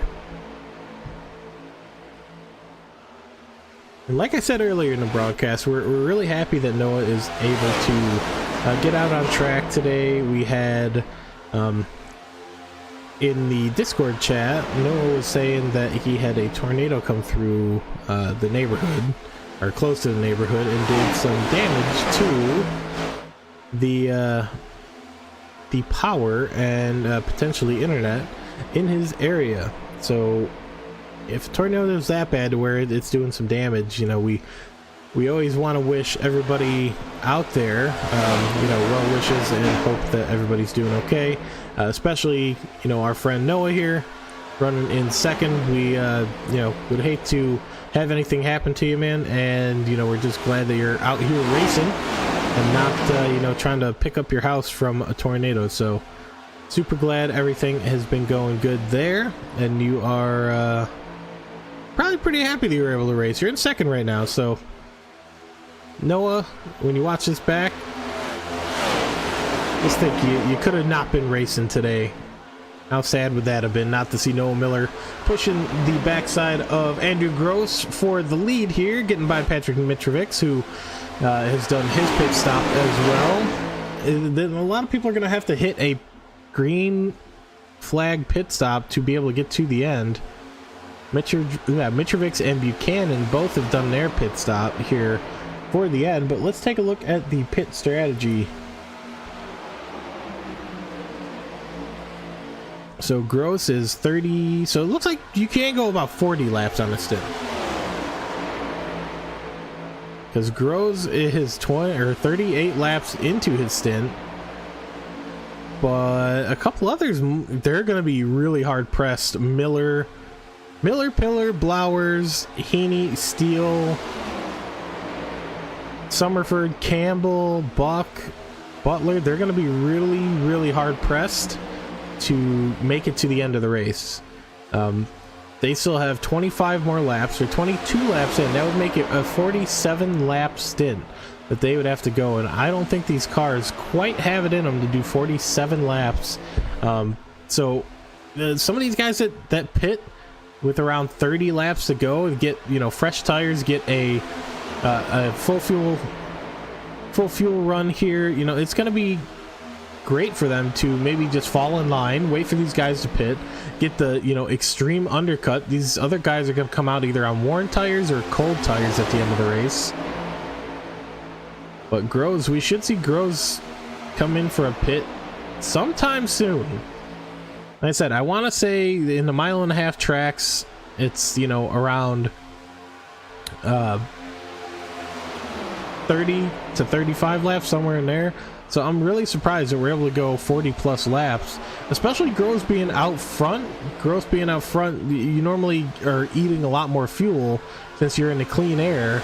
You don't have the draft, you're the one cutting that air. It really takes away from how much fuel you can save as the leader, or, you know, even if you're not the leader, you're just running in some fresh air. We see Corey Buchanan get a little bit wobbly and get a little to the right there, almost hit the wall, but he is trying to stick here with teammate Patrick Mitrovic. 23 to go. This race has been going very well lately. But we're gonna keep an eye on our pit stop strategy here to see if Gross can go. There can't be a way that he can go 65 laps on fuel. That's just, I think, impossible unless somebody, you know, messed up a tick. And there we go. We see Gross coming down into the pit. And we're gonna see and keep an eye. And nobody so far. We're 1, 2, 3, Gross, Miller, and Steele into the pit lane. And nobody got a black flag from that. Zachary Steele blinking a little bit. We're going to see how this field ends up shaking up with these drivers having to come in for a pit stop. Like I said, Pillar, Blowers, Heaney, Summerford, Campbell, Miller, Groves, and Butler. Or actually, Butler going by now, but they are going to be hard pressed.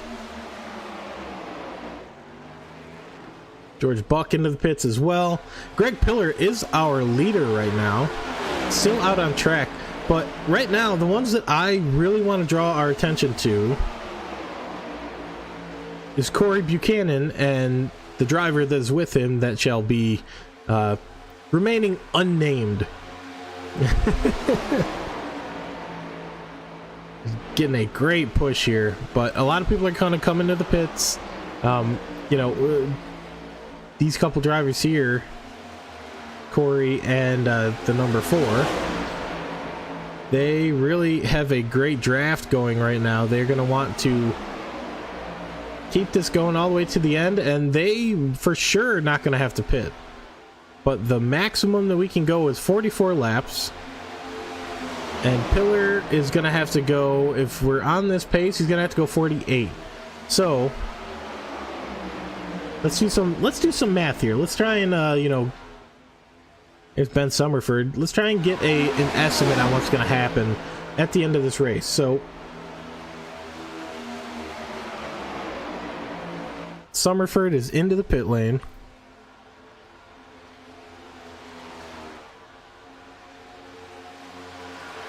Let's calculate out how long it's going to take him.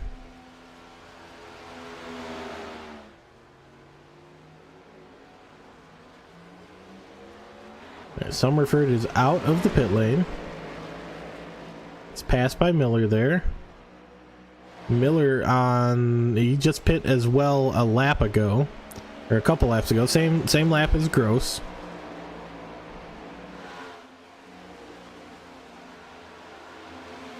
So once we get his lap times here,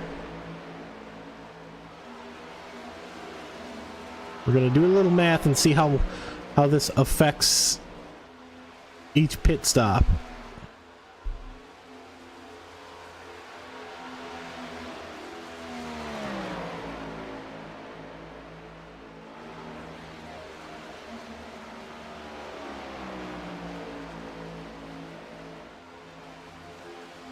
So an additional 45 seconds added. So a lap and a half worth of time. So right now, Mitrovic... Oh, that's going to be so close. Right now, Mitrovic and Buchanan are almost exactly a lap and a half down from the leaders. Greg Pillar and Bobby Blowers. If it does take a true lap and a half, 45 seconds worth, then Mitrovic and Buchanan are going to be right there with the leaders when the leaders go in for a pit, which they are, by math, you know, they're going to have to. Everybody from Miller won't have to, Gross won't have to, but Summerford will not have to. Yeah, Mitrovic and Buchanan, they will not have to either. So the top 5 are all going to have to pit. And the 6th through 10th are not. So right now, 6th through 10th, Miller, Gross, Summerford, Mitrovic, and Buchanan. Miller, right there. kind of out in no man's land. Gross coming up behind him. These are our provisional, we're going to say provisional leaders here, because Miller, Gross, and Summerford, they're kind of running their own race right now, but Mitrovic and Buchanan are working together to catch up to them. You get a big boost when you're running in a pack like this, and Miller and you know, Gross, they might have the time advantage, but they do not have the advantage of running with a group. So let's see, it's going to be really cool to see a 12 lap to go finale here.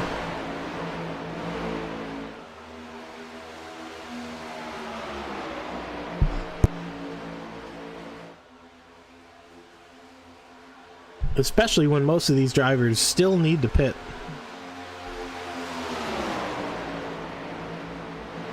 Buchanan, Mitrovic, they're working a second a lap essentially on Summerford.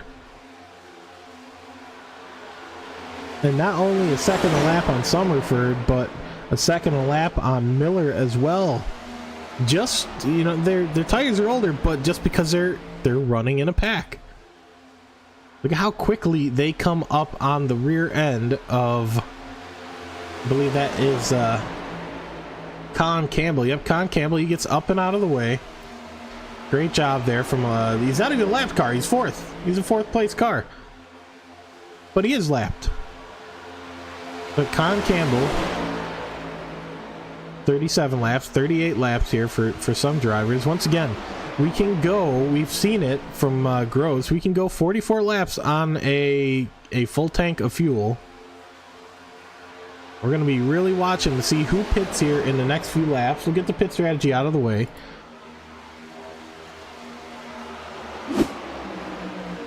We all know who's running where right now, so we just need, let's see if our battle box does us any justice here for Mr. Mitrovic and Buchanan. It does not. It's just them on the battle box. Summerford, nobody near. Gross, nobody near. No Miller and Gross right there working together now, so that might put a damper on, you know, a win for Mitrovic and Buchanan. But Ben Summerford is only 5.5 seconds away from Mitrovic and Buchanan. So Summerford definitely within reach. Daniel Butler, he's pitting. He's going to drop down in positions due to the pit. Great pit strategy for anybody who pit around 20 laps ago, 30 laps ago, something like that. Great pit strategy. Greg Pillar out front. I think he's running a little slow, just trying to keep himself out on track for the end of this race. I mean, who knows? Maybe we have some crazy fuel saving. Let's hop on board and see if we can tell if there's fuel saving from Greg Pillar. Because Greg Pillar, if he's fuel saving a ton behind these drivers, he might be able to make it last, you know, an extra few laps like he needs to.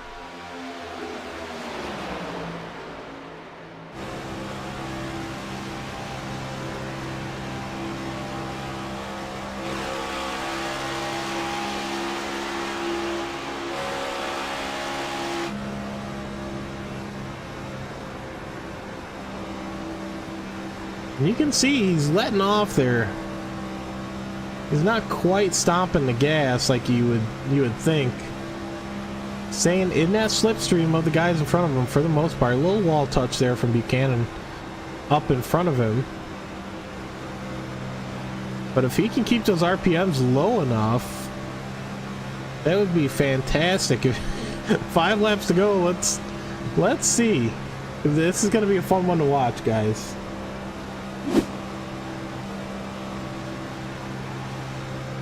Keeping in that slipstream. Yeah, if Pillar has enough to get to the end, this is looking good for him, for Blowers and Heaney. Miller, Gross, Summerford, Mitrovic, and Buchanan. Summerford's has to be getting close to being caught up by Mitrovic. Yep, there they are, a good 5 seconds away. 3.5 seconds, actually. They're moving a lot quicker than it looks like that back straight is worth, but 3.5 seconds Summerford to Mitrovic. So third place right now. Yep, Pillar, Blowers, and Heaney all into the pit lane. And nobody gets a black flag for speeding in the pits quite yet. But we're going to have Noah Miller coming out of this with the lead. They're pretty close to the lead. The gap was about 48 seconds from Blowers, Heaney, and Pillar. But we know that you make up, or you lose about 45 seconds in the exchange in the pits, depending on how quick you go. So Blowers is actually out. Pillar is coming out. Heaney's coming out. And Miller, they're still... Wow, Miller's still coming to the front stretch just now. Blowers and Pillar and Heaney, they don't have as big of a gap as they did a little bit ago. Pillar in second, Heaney in third after the pit stop. Wow, what an undercut here from Blowers, Pillar, and Heaney. Miller working his tail off with Andrew Groves to try and catch these guys before their tires heat up enough to get them, you know, moving in the right direction. 2 laps to go. The undercut not working so much there for Miller. The overcut really working for Blowers, Pillar, and Heaney, though. And Pillar, he's getting a push from George Buck. Blowers 2.5 seconds away, but that gap is coming down. Pillar is making a run right now. Final lap. I don't think he's going to be able to make up 2 seconds, but he's made up a good quarter of a second on Blowers. Blowers just trucking along on his own, doing his thing. 1.6 seconds back. Pillar is running in that pack, hoping that he can get a push. Oh, man. Come on, Pillar. Greg is 1.3 seconds back.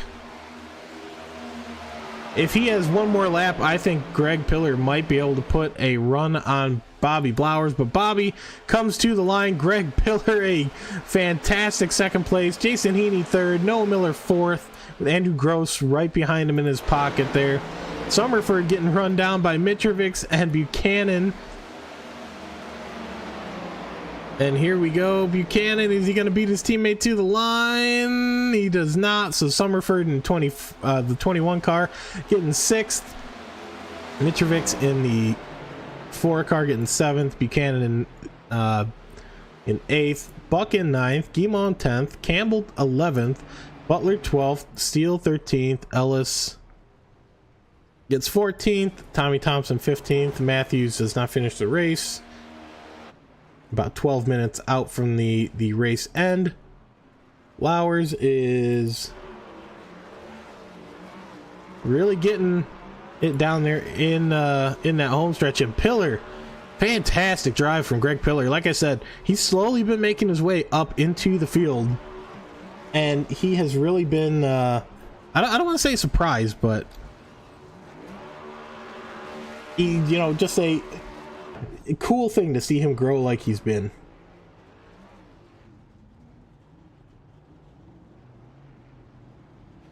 His first podium of the Octane Outlaws, I believe. Now we have the 2 ghost cars going at it of Ellis and Blowers. Blowers our winner today. Fantastic race.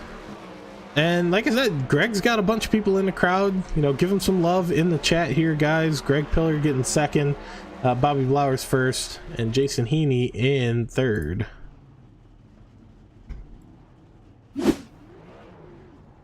We're going to try and get these guys in here for some interviews.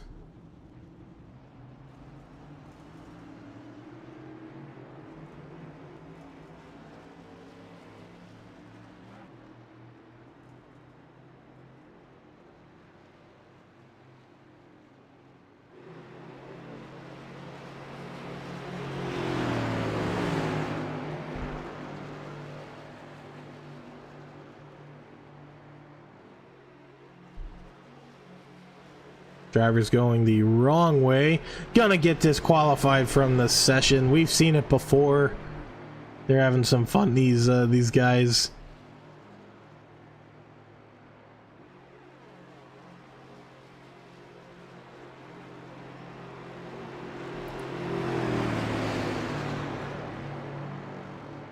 Results there on the screen for you.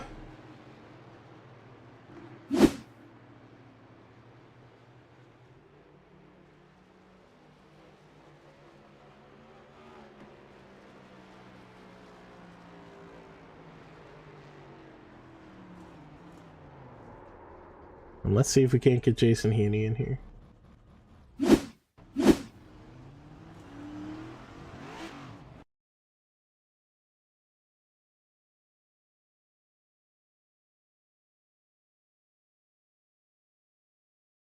Looks like my only interviewee is Bobby Blowers right now, so let's see. Greg Pillar's in there as well. And Jason Heaney. Perfect. So here we go. We're going to bring Jason Heaney into the broadcast booth with myself. Jason, do I got you down there on track? Yes, sir. Quite the race. It came down to strategy in the end for the top three. You all pit with what, 3 laps to go, and came out and you were just 7, 8, 9, 10 seconds ahead of Miller and Andrew Gross. What played into the decision to pit like that late? For me, pitting early and a caution coming out or something would ruin the strategy. It was all about just needing enough fuel. Try to save it. Both the 39 and I were trying to save a good amount of fuel there. I think the 34 was too, but it wasn't. No matter how much throttle we gave it, it was still eating the fuel up. So we couldn't get enough to save. So I was planning on coming in that lap and I saw both of them dive down, and I was like, well, this is it. And I chose to do more than just fuel. I wanted some right sides to see if I had time to maybe get some grip, and it just didn't work out. And P3's where I was before the pit, and P3's where I finish after. I'm good with that. It was a pretty good run, so I'm happy for that. Yep, yeah, it was. We watched you three come into the pits, monitored who came out first, and Blowers got the jump on Pillar. So Pillar got second, Blowers finishes first. But were you guys worried about Miller and Gross coming up behind you guys with a lot of speed?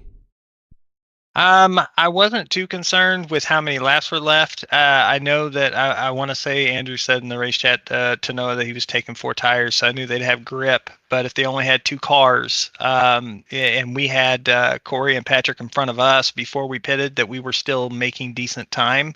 Our lap times weren't dropped off as far as if we were just 2 cars solo. So I figured we'd have a little bit of a buffer there, and it probably was a little bit closer than what I thought it would be, but they were hauling the mail. That 8 and 48 were hooked up really well together and making good lap time.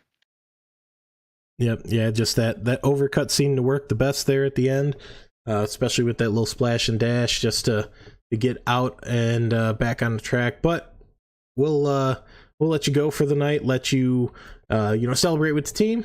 I know you're going to do your shout outs, so go right ahead, sir.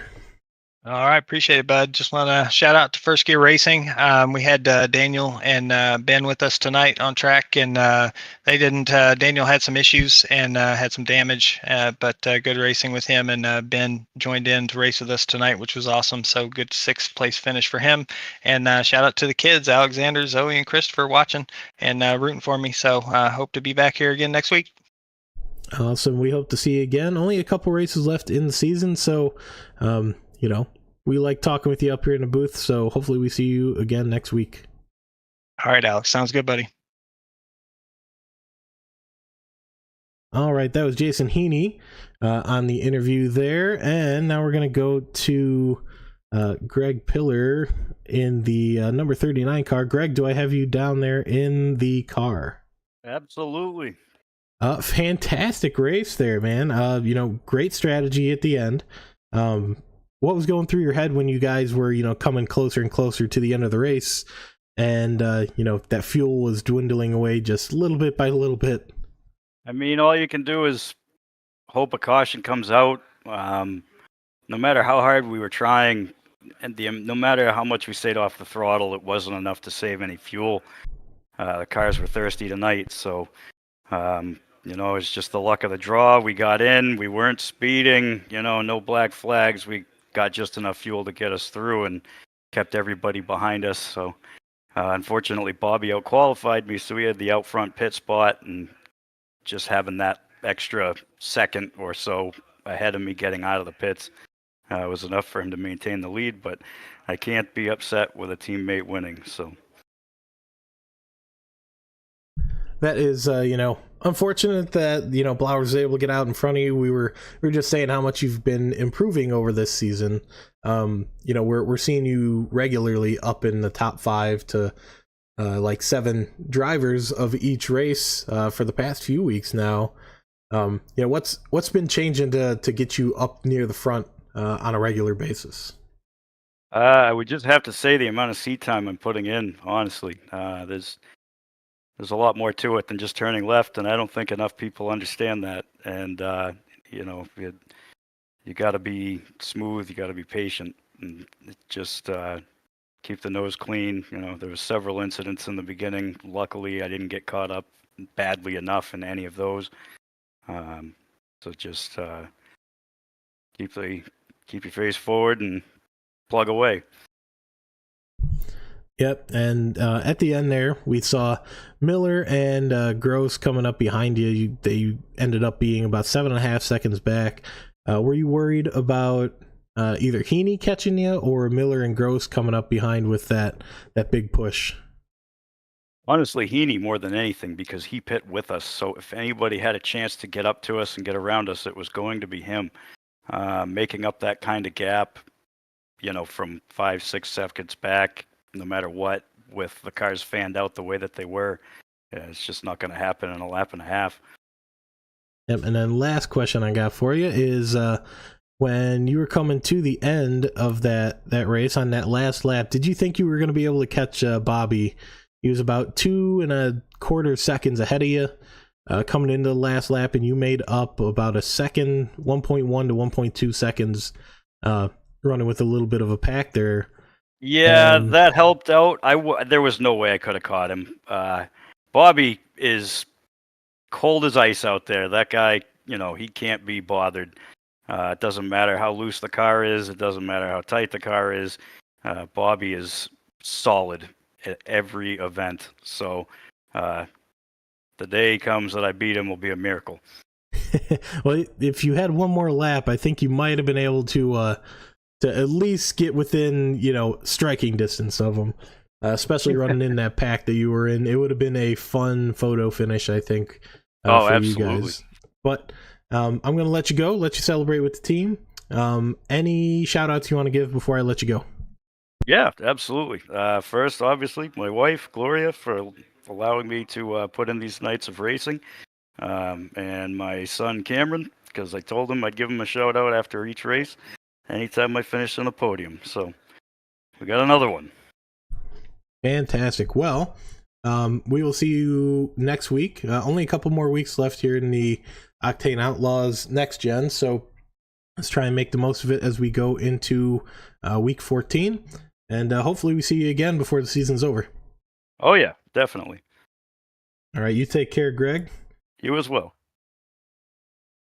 All right, and we are bringing into the booth now Bobby Blowers. Bobby, do I have you down there in the number 34 machine? Yep, sure do. All right, well, kind of an exciting race there with the pit stop. Only 3-4 laps left to go. What was the strategy coming into that last stint of the race?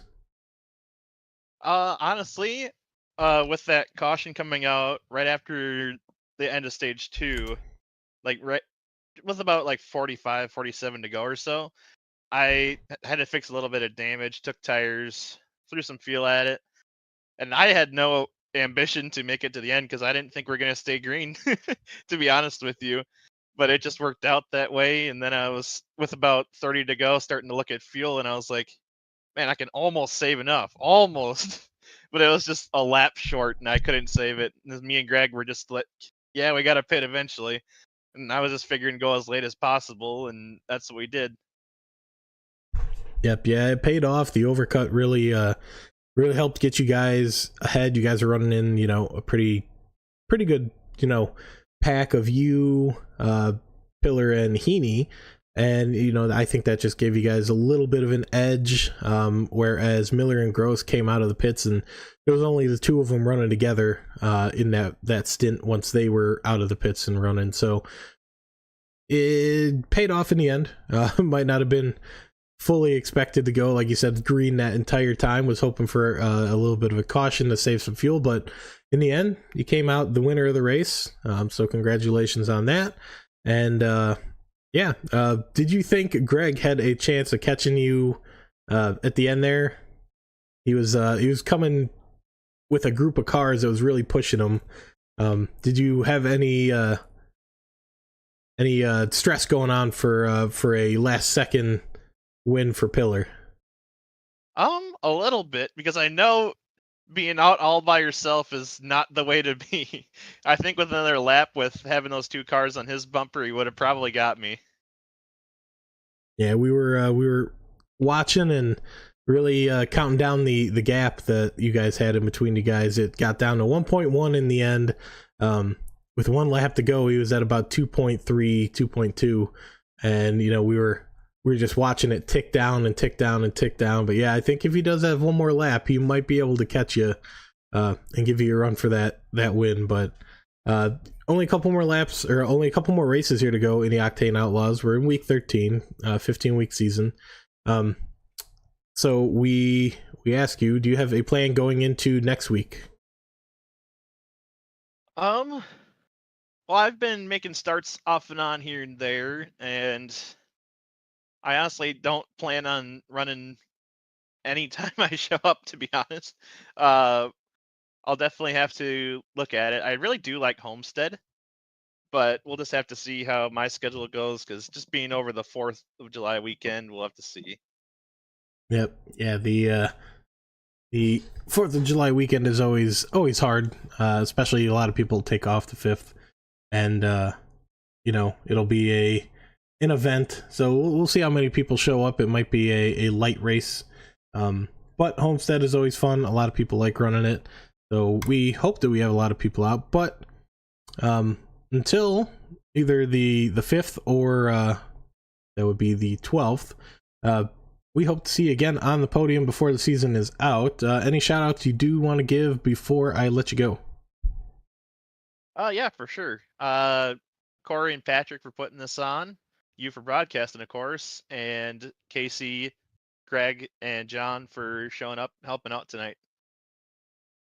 Awesome. Well, go celebrate with the team. We will see you, like I said, hopefully in one of the last couple races here in the second season.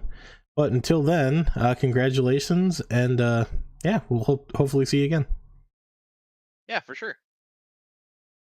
All right, that was Bobby Blowers, our race winner here. We're going to go through our standings real quick. We are Bobby Blowers in first, Greg Pillar in second. Great 1-2 from the team. Jason Heaney in third, Noah Miller in fourth, Andrew Gross in fifth, Ben Summerford in sixth, Patrick Mitrovic in seventh, Corey Buchanan in eighth, George Buck in ninth, David Guimont in 10th, Con Campbell in 11th, Daniel Butler in 12th, Zachary Steele in 13th, Casey Ellis having a little bit of damage trouble in 14th, Tommy Thompson disconnecting 25 laps before the race end in 15th, and John Matthews disconnected around 48 laps before the end of the race. So not quite sure what happened with him.